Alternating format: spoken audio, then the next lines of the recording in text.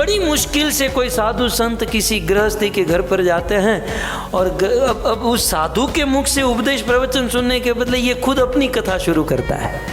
महाराज ये हमारी दुकान है, ये हमारा बिजनेस है, ये बस ये माल है, ये कस्टमर है, ये है, ऐसी 3 दुकान और भी हैं, ये है वो है। तब तक तो साधु के जाने का टाइम हो जाता है। इसे कहते हैं चांस चूक गए, मौका गया। ऐसे जीवन में बहुत प्रकार के चांस है, इस पर मैं रोज कुछ ना कुछ आपको खिलाऊंगा, आपको बताऊंगा। लेकिन श्रीमद् भागवत में एक बहुत बड़ा पापी जो मृत्यु के दरवाजे पर खड़ा था, अरे क्या बताऊं, आधा बस मर ही चुका था, लेकिन उस परिस्थिति में उसे चांस मिला और उसने उस चांस को कैसे समझा और उस चांस का कैसे लाभ ले लिया।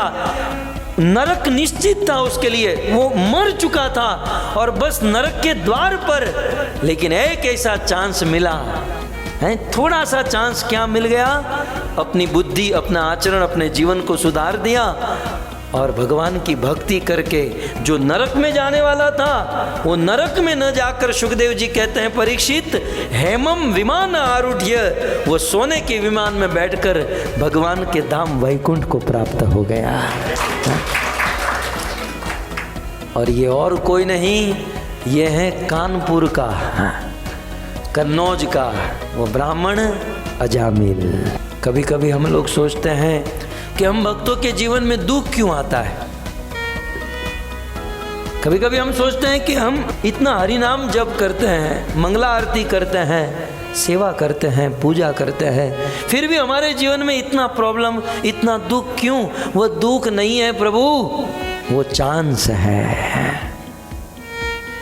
वो मौका है। किसी भी उद्देश्य से यदि कोई कृष्ण का नाम लेता है तो नते यमम पाशभृत शतद्भटान। परीक्षित, यमराज के दूत, यमराज या नरक कभी भी उसे नहीं मिल सकता। और यहाँ तक स्वप्ने भी पश्यन्ति हिश्चिर्ण निष्कृता, स्वप्न में भी उनको ये नहीं आएगा।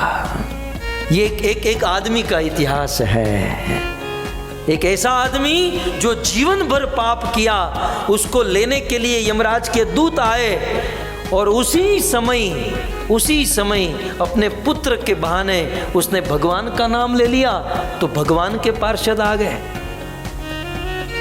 अब वो जो यमराज के दूत इसको लेने के लिए आए थे वो भगवान के पार्षद के साथ टकरा गए, दोनों के बीच में युद्ध, वार्तालाप, संवाद हुआ और ये टोटली सुन रहा था और सुनकर इसको चांस मिल गया और वो जो चांस था उसका उसने मौका, लाभ उठा लिया और जो नरक में जाने के लिए तैयार हो चुका था वो नरक में नहीं जाकर वैकुंठ में चला गया। सो इस प्रकार सुखदेव गोस्वामी महाराज परीक्षित को अ सेकेंड चांस, एक मौका, इस पर कथा सुना रहे हैं।